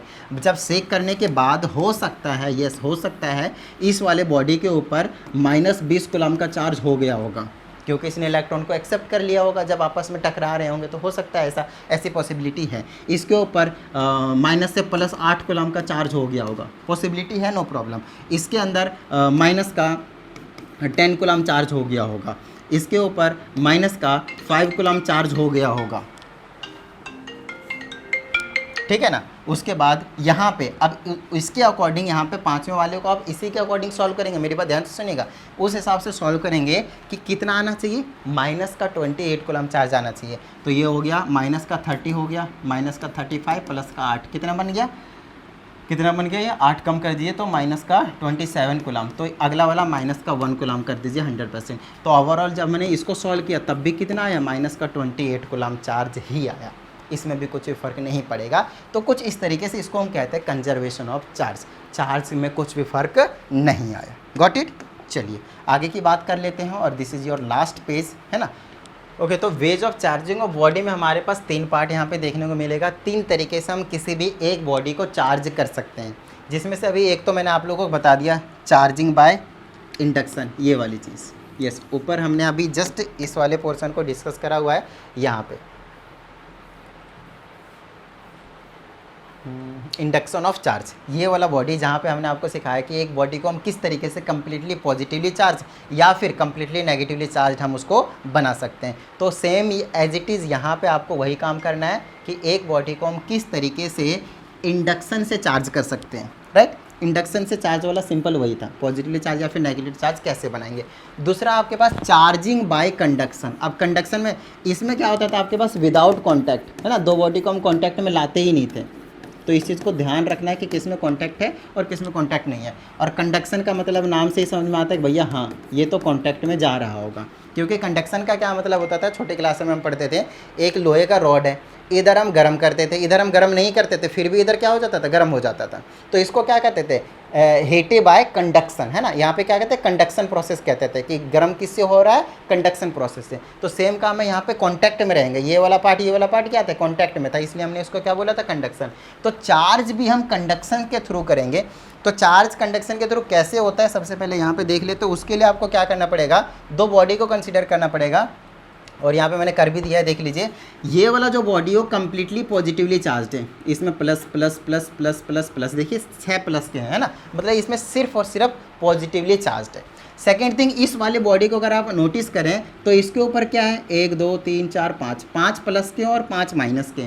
इसका कहने का मतलब ये है कि ये एक न्यूट्रल बॉडी है। अभी बताया था, अगर equal number of positively charge है नेगेटिवली चार्ज होता है तो बॉडी क्या होता है आपके पास, न्यूट्रल होता है। और सेकेंडली थिंग, ये वाली चीज़ क्या हो गया आपके पास, पॉजिटिवली चार्ज हो गया।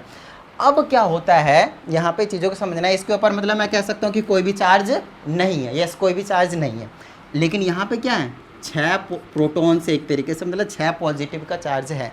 तो जब कंडक्शन की बात करते हैं और जब हम इस दोनों बॉडी को कांटेक्ट में लाएंगे, है ना, इन दोनों बॉडी को मैंने क्या कर दिया, कांटेक्ट में ला दिया। तो जैसे मैं कांटेक्ट में लाता हूँ ना, तो ये जो चार्ज होते हैं वो इक्वली डिस्ट्रीब्यूट हो जाता है।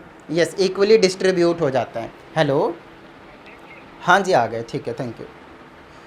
ओके, तो यहाँ पे इक्वली चार्ज कैसे डिस्ट्रीब्यूट होंगे, तो एक्चुअल में इसके पास तो चार्ज कितना था, 0, है ना, 0 था। इसके पास कितना था, प्लस का 6। तो 100% दोनों में अगर इक्वली डिस्ट्रीब्यूट करना है तो प्लस का 3 इसमें आएगा और प्लस का 3 इसमें आएगा। तो यहाँ पे देख लीजिए, ये क्या हो गया आपके पास, +3, और ये क्या हो गया आपके पास, +3। अब ये दोनों बॉडी क्या हो गए, चार्ज हो गए, किससे, बाय कंडक्शन प्रोसेस। तो पहला हो गया आपके पास चार्जिंग बाय कंडक्शन, दूसरा हो गया चार्जिंग बाय इंडक्शन। ये दोनों चीज़ें हमने कवर कर लिया है। और अब बारी आ जाती है चार्जिंग बाय फ्रिक्शन की। तो चलिए फ्रिक्शन की बात कर लेते हैं अब हम। फ्रिक्शन का मतलब क्या हो गया, रगड़ा मारना, है ना। रगड़ा मारना मतलब कहीं और नहीं भाई, यहाँ पे। तो एक बॉडी मेरे पास कुछ ये है, एक बॉडी ये रही, दूसरी बॉडी ये रही। जब भी हम किसी भी दो बॉडी को रब करते हैं आपस में, तो वहाँ पे आ जाता है चार्ज। अब चार्ज आने का मतलब क्या है, सिंपल सा लॉजिक है, या तो इलेक्ट्रॉन इसने इसको दिया होगा या फिर इलेक्ट्रॉन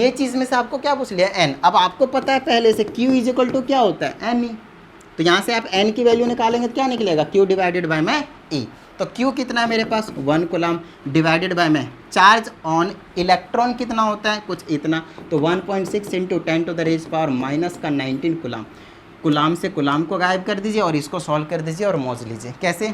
डेसिमल नीचे से हटाओ भाई, ऊपर 10 बन गया नीचे 16 बन गया, ये वाली पावर ऊपर चली जाएगी तो 10 की पावर प्लस का 19 हो जाएगा। सॉल्व करना सीख लेना, ये छोटी छोटी कैलकुलेशन आगे बहुत ज़्यादा काम आने वाले हैं।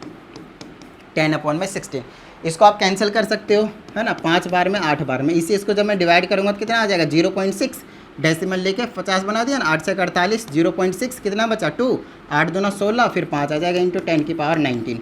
अब हमेशा आपको जो आंसर लिखना है वो किस फॉर्म में लिखना है, साइंटिफिक नोटेशन में। अब ये साइंटिफिक नोटेशन सर क्या होता है, तो पहला नंबर होना चाहिए, उसके बाद डेसिमल आ जाने चाहिए, फिर उसके बाद दूसरा नंबर, तीसरा नंबर, चौथा नंबर, जितना भी लिखना चाहें। जनरली डेसिमल के बाद 2 डिजिट हमारे पास इनफ होता है, उसके बाद 10 की पावर में लिखना होता है। इसको हम कहते हैं साइंटिफिक नोटेशन। सिंपल सा ये लॉजिक रहता है। अगर मैं इस वाले को नोटिस करूँ तो जीरो पहले है, जबकि जीरो नहीं होना चाहिए, नंबर होने चाहिए कुछ एक्चुअल में। वैसे ही जीरो नंबर है बट एक्चुअल में कुछ नॉन जीरो डिजिट वाले नंबर जो यहाँ पे होने चाहिए, उसके बाद एक डेसिमल होना चाहिए। तो ये वाला डेसिमल को बेसिकली मेरे को यहाँ पे शिफ्ट करने का है, इस वाले पे। अब आपको सिंपल सी बात बता दूँ, जब आप डेसिमल को राइट हैंड साइड लेकर जाएंगे, अच्छा राइट और लेफ्ट वाला अगर कभी भूल भी जाए तो उसका भी एक सिंपल सा लॉजिक है, मैं यहाँ पे समझा देता हूँ। मैंने बोला 23.4 है और इंटू में 10 की पावर में 3 है, ठीक है ना। अच्छा पॉइंट हटाऊंगा तो नीचे में 10 आएगा क्योंकि डेसिमल के बाद एक डिजिट है, तो एक 10 से यहाँ से कट जाएगा तो 10 की पावर कितना बचा 2। तो ये ओवरऑल हुआ क्या एक्चुअल में, ये जो डेसिमल है वो कहाँ पहुँचा वो देख लीजिएगा, 2 3 4 इंटू में 10 की पावर 2 पहुँचा। कैसे, पॉइंट हटाया तो हमेशा लास्ट में चला जाता है। अगर आपने मैंने आपको बोला कि 500 रुपीज़ है, इसका मतलब मैं इसको ऐसे भी ले सकता हूँ डेसिमल लगाकर 00। तो डेसिमल अगर किसी नंबर में नहीं होता है तो कहाँ होता है, बिल्कुल लास्ट में होता है। तो ये जो डेसिमल है उसको मैंने एक तरीके से राइट हैंड साइड भेजा, डेसिमल यहाँ से हटाने के बाद डेसिमल कहाँ चला गया, लास्ट में। तो ये 234 बन गया, 234 इंटू 10 की पावर 2 हो गया। यहाँ पे आपने क्या नोटिस किया, डेसिमल यहाँ था, हमने राइट हैंड साइड भेज दिया। जैसे हमने राइट हैंड साइड भेजा पावर कम हो गया, 10 की पावर 3 था, अब क्या हो गया 10 की पावर 2 हो गया। अब इसी से दूसरा लॉजिक सॉल्व करते हैं, 23.4 इंटू 10 की पावर 3 था। इस डेसिमल को मैं क्या करूँगा, इधर लाने की कोशिश करूँगा। तो इधर आप जैसे लाएंगे तो ऐसे लिखेंगे 2.34 इंटू में 10 की पावर क्या हो जाएगा, पावर बढ़ जाएगा। यस, पावर क्या हो जाएगा आपके पास, बढ़ जाएगा। जब आप राइट लेकर जाएंगे तो पावर कम कर देंगे और जब आप लेफ्ट लेकर जाएंगे तो पावर बढ़ा देंगे। तो डेसिमल में यहाँ पर राइट लेकर जा रहा हूँ मैं, है ना, राइट लेकर जा रहा हूँ तो 6.25, एक पावर कम कर देंगे तो 10 की पावर कितना आ जाएगा 18। और इतने इलेक्ट्रॉन्स आपके पास एक कूलाम में देखने को मिल जाएंगे आपको। यस, एक कूलाम में आपको 6.25 इंटू 10 की पावर 18 इलेक्ट्रॉन्स देखने को मिल जाएंगे। ये था आपके पास पहला वाला न्यूमेरिकल, और ये भी सैम्पल प्रॉब्लम से और भी अच्छे अच्छे न्यूमेरिकल्स आपको देखने को ज़रूर मिलेंगे। चलिए अब हम सेकंड न्यूमेरिकल के पास पहुँच जाते हैं। इसमें और भी कुछ था क्या, हाँ इसमें और भी कुछ है। इसमें कहा जाता है विच इज़ बिगर 1 कूलाम और चार्ज ऑन एन इलेक्ट्रॉन। अब एक बात बताइए, आपसे यहाँ पे कह रहा है कि 1 कूलाम चार्ज ज़्यादा है, 1 कूलाम चार्ज ज़्यादा है या फिर charge on an electron, charge on an electron ज़्यादा है। तो एक इलेक्ट्रॉन के ऊपर चार्ज कितना होता है, 1.6 इंटू 10 की पावर -19 कूलाम होता है। ये चीज़ आपको पहले से पता है, ठीक है। लेकिन 1 कूलाम चार्ज में, 1 कूलाम चार्ज में 1 कूलाम चार्ज कितना होता है, देखिए अब ये वाला बड़ा है या फिर ये वाला बड़ा है, वैसे ही देख लीजिए, ज़्यादा दिमाग लगाने की कोई ज़रूरत नहीं है। इसका मतलब क्या है, 10 की पावर -19 है। जनरली बच्चे देख के कहते हैं सर ये तो बड़ा है, गलत, ये बड़ा नहीं है, ये बड़ा है ना। अब कैसे पता चला हमें, तो उसके लिए आप क्या करेंगे, 1.6 इंटू, अब 10 के बाद जब -19 होता है ना, उसका मतलब 1/10 की पावर 19 है। सिंपल सा लॉजिक है। और इसका मतलब है 10 की पावर 19 का मतलब है एक में भैया 19 जीरो लगाना आपको। तो 1.6 और नीचे में एक में कितने जीरो, 1 2 3 4 5 6 7 8 9 10 11 12 13 14 15 16 17 18 19 तक लगा दिया। जब मैं इससे इसको डिवाइड करूँगा तो कितना निकल कर आएगा, 0.00000 और लास्ट में आएगा आपके पास 16, इस तरह से। अब ये वाली वैल्यू खुद देख लो कि कितनी ज़्यादा छोटी है, और ये कितना 1 है, ये 1 से बहुत ज़्यादा छोटी है और ये 1 बहुत ज़्यादा बड़ी है। तो 1 कूलाम जो चार्ज है वो क्या हो जाएगा आपके पास, बिगर हो जाएगा, बड़ा हो जाएगा। चलिए अब हम सेकेंड वाले न्यूमेरिकल के पास आ जाते हैं। इसमें कहा जाता है एक कॉम है, कंघा है ना। तो एक कंघी भैया ड्रॉन थ्रू पर्सनस हेयर, तो एक पर्सन के बाल से हटाया गया है ऑन अ ड्राई डे। तो सूखा हुआ दिन है, गीला वाला ऐसा कुछ नहीं है कि वेट है ना, सूखा हुआ बाल है, जैसे कि मेरे ये वाले बाल है ना, सूखा हुआ है। इसमें से कंघी लाया, ऐसे लगा के हटा दिया। उसके बाद कहा जाता है 10 की power 22 electrons to leave the person's hair. अब मेरे पास कंघा है यहाँ पे नहीं है, मान लेते इसको क्या है, कंघा है, एक कॉम है। मैंने ऐसे लगाया यहाँ पे, ऐसे करके लगाया और मेरे बाल से 10 की पावर 22 इलेक्ट्रॉन्स, यस काउंट करते रह जाओ, 10 की पावर 22 इलेक्ट्रॉन्स बाल को मेरे छोड़कर इस कंघे में आ गए, इस ये जो कॉम है उसमें आ गए, 10 की पावर 22 इलेक्ट्रॉन्स आ गए। अब हमसे कहा जाता है and stick to the comb, बता दिया कि इस कॉम में क्या हो गए, स्टिक हो गए। Now we have to calculate the charge, है ना, हमें कैलकुलेट करना है charge carried by the comb, कि इस कॉम के पास कितने चार्ज आ गए। सबसे पहले एक सिंपल सा लॉजिक लगाते हैं, यार यहाँ पे मेरे हेयर्स हैं और यहाँ पे मेरे पास एक कॉम है, 100% यहाँ से इलेक्ट्रॉन इसके ऊपर ट्रांसफ़र हुए, तो 100% इलेक्ट्रॉन जब इसने इसको दिया है तो इसके ऊपर कितने चार्ज आएंगे, पॉजिटिव, और कंघी के ऊपर कितने चार्ज आएंगे, नेगेटिव। 100% नेगेटिव चार्ज आएगा क्योंकि इसने इलेक्ट्रॉन एक्सेप्ट करा, इसने इलेक्ट्रॉन डोनेट किया। सिंपल सा लॉजिक वाली बात हो गई, छोटी क्लास वाली, है ना। ओके, यहाँ से हमें एक लॉजिक पता चल गया यार, कंघी के अंदर 100% नेगेटिव चार्ज आएगा, लेकिन कितना चार्ज आएगा, we have to calculate that charge.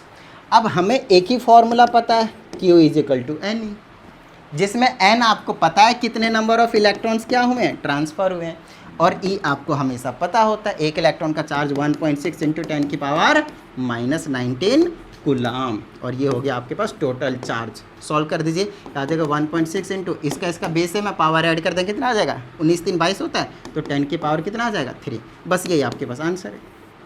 इतना कूलाम जो चार्ज है वो इस कंघे के ऊपर आ गया होगा, लेकिन ये किस में होगा, नेगेटिव में। ध्यान रखना है किस में आ जाएगा, नेगेटिव में, है ना। क्यों, क्योंकि उसने इलेक्ट्रॉन को क्या करा हुआ है, एक्सेप्ट करा हुआ। चलिए आगे की बात कर लेते हैं। अब हमारे पास क्वेश्चन नंबर 3, इसमें कहा जाता है how many electrons would have to be removed from a substance, मतलब कोई सा भी एक सब्सटेंस है, इसमें से कितने इलेक्ट्रॉन्स हटाने हैं, नंबर ऑफ इलेक्ट्रॉन्स पूछा आपसे, कितने इलेक्ट्रॉन्स हटाने हैं, to leave it with a positive charge of 10⁻⁻7 coulomb, कि इसके ऊपर जो टोटल चार्ज आ जाए वो पॉजिटिव का 10⁻⁻7 कूलाम चार्ज आ जाए।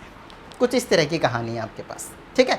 तो चार्ज कितना आना चाहिए, प्लस का 10⁻⁻7 कूलाम जो है वो चार्ज आ जाना चाहिए, ठीक है। अब यहाँ पे बच्चे कई बार क्या होते हैं, परेशान हो जाते हैं, 10 की पावर तो सर माइनस का दिया है, तो ये प्लस का कैसे हो गया यार, 10 की पावर का माइनस का मतलब क्या हो, 0.0000001 हुआ है ना। ऐसा नहीं को नेगेटिव है, पॉजिटिव यहाँ लगाया जाएगा, यहाँ पे पॉजिटिव नेगेटिव बताया जाएगा आपके पास, राइट। चलिए अब इसके बाद क्या कहानी निकाल कर आती है कि टोटल चार्ज दिया आपके पास, n पूछा है ना, और आपको E तो पहले से ही पता है 1.6 × 10⁻⁻19 कूलाम। तो आप मुझे बताइए क्या आप n नहीं बता सकते कि n कितने यहाँ से गए होंगे ताकि इसके ऊपर पॉजिटिव चार्ज। अच्छा 100% क्लैरिफाई हो यहाँ से हो भी रहा है कि इस बॉडी से यहाँ पे इधर जा रहा है, इलेक्ट्रॉन जा रहा है, तो 100% इसके ऊपर क्या आएगा, प्लस का चार्ज आएगा, 100% प्लस का चार्ज आएगा। और इसीलिए तो इन्होंने बोला कि इसके ऊपर इतना प्लस का चार्ज लाने के लिए कितने इलेक्ट्रॉन को हटाना पड़ेगा। तो फिर से लगा दीजिए, Q = N। आपसे क्या पूछ लिया यहाँ पे, N पूछ लिया, तो N का फॉर्मूला क्या हो जाएगा, ये डिवाइड में आ जाएगा, Q के नीचे ही लिख दीजिए।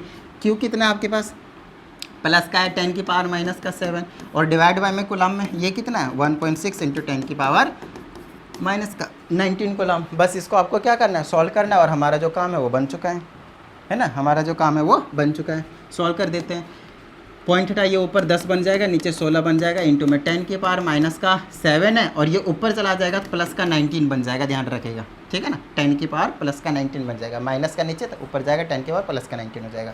तो इसको सॉल्व करेंगे तो अभी सॉल्व करा था 0.625 आया था, और इसको सॉल्व करेंगे तो 10 में कितना आ जाएगा, 7 कम कर देंगे 12 आ जाएगा ना, 12 आ जाएगा, 10⁻12 आ जाएगी। चलिए अच्छा, डेसिमल को राइट हैंड साइड शिफ्ट करूँगा तो 6.25 इंटू में 10 कितना आ जाएगा, राइट शिफ्ट करते तो एक पावर कम आ जाता है तो 11 आ जाएगा। तो इतने इलेक्ट्रॉन्स जो है वो ट्रांसफ़र करने की ज़रूरत पड़ेगी, यस करने की ज़रूरत पड़ेगी। और ओवरऑल ये था आपके पास न्यूमेरिकल नंबर 3। समझ में आ गई इतनी बात। चलिए अब हम चले जाते हैं न्यूमेरिकल नंबर 4 के पास। इसमें कहा जाता है calculate the charge on 5 alpha particle. सबसे पहले ये समझिए कि अल्फ़ा पार्टिकल्स क्या होते हैं, सबसे पहले ये समझिए कि अल्फ़ा पार्टिकल्स क्या होते हैं। तो अल्फ़ा पार्टिकल्स क्या होता है, सिंपल सा लॉजिक समझिएगा। अल्फ़ा पार्टिकल्स होते हैं +2 चार्ज वाले, है ना, एक ऐसा आयन जिसके ऊपर क्या हो, +2 का चार्ज हो, है ना, कैटायन सिंपली बोल दीजिए। जैसे कि हीलियम +2 को बेसिकली कहा जाता है अल्फ़ा पार्टिकल। ये क्या होता है आपके पास, अल्फ़ा पार्टिकल होता है। हीलियम +2 क्या होता है आपके पास, अल्फ़ा पार्टिकल होता है। आप लोगों ने गोल्ड फॉइल एक्सपेरिमेंट था, है ना, रदरफोर्ड का, अर्नेस्ट रदरफोर्ड का, उसमें जिसमें डिस्कवरी ऑफ न्यूक्लियस करवाया था 11th क्लास में, 12th में भी आपके पास, उस वाली चीज़ में आपको ये चीज़ देखने को मिलेंगे। हीलियम +2 अल्फ़ा पार्टिकल्स के नाम से जाना जाता है, ठीक है। अब इसमें +2 का चार्ज होता है, और कितने अल्फ़ा पार्टिकल्स हैं, 5 है। तो टोटल चार्ज कितने हो गए आपके पास यहाँ पे, प्लस का 10, मतलब प्लस का 10। हमसे यहाँ पे क्या पूछा है, टोटल चार्ज पूछा है ना, तो प्लस का 10 कहने का मतलब 5 ये हो गया, और इसमें 2 आयान है, देख लीजिए इसमें कितने, 2 चार्ज हैं, मतलब 2 इलेक्ट्रॉन की बात कर लें, 2 प्रोटॉन की बात कर लें, 2 हो गए, और ऐसे ऐसे 5 अल्फ़ा पार्टिकल, 5 × 10, मतलब ये जो चीज़ है वो n की वैल्यू हो गई 10, मतलब 10 इलेक्ट्रॉन या फिर 10 प्रोटॉन की बात कर ली। जनरली 10 प्रोटॉन होंगे इस केस में, है ना, क्योंकि इस केस में तो 2 है प्रोटॉन, और ऐसे ऐसे अल्फा पार्टिकल 5 है, एक अल्फा पार्टिकल में 2 प्रोटॉन और 5 अल्फा पार्टिकल में 10 प्रोटॉन, खत्म बात। ठीक है, चलिए, तो 10 प्रोटॉन हो गया आपके पास। अब आपसे टोटल चार्ज पूछा, टोटल चार्ज कितना हो जाएगा, n की जगह 10, और एक प्रोटॉन के ऊपर कितना चार्ज होता है, 1.6 इंटू 10⁻⁻⁹। इसको सॉल्व कर देंगे तो 10 से मल्टीप्लाई हो जाएगा ये वाला, तो ये कम कर देगा, वैसे भी पावर 1 है, बीच में पावर ऐड कर देंगे, 10⁻⁻18 आ जाएगा। इतना चार्ज आपके पास आ जाएगा 5 अल्फा पार्टिकल्स के ऊपर। Got it. चलिए, नेक्स्ट है आपके पास, calculate the charge on this nucleus. Yes, this nucleus, ये वाला जो न्यूक्लियस है उसको समझने की ज़रूरत है। आयरन है 26, इसका ये जो चीज़ होता है उसको हम एटॉमिक नंबर कहते हैं।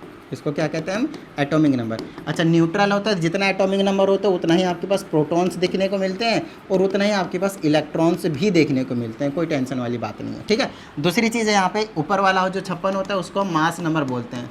जैसे कि सोडियम का 23 होता है, आयरन का 56 ग्राम होता है।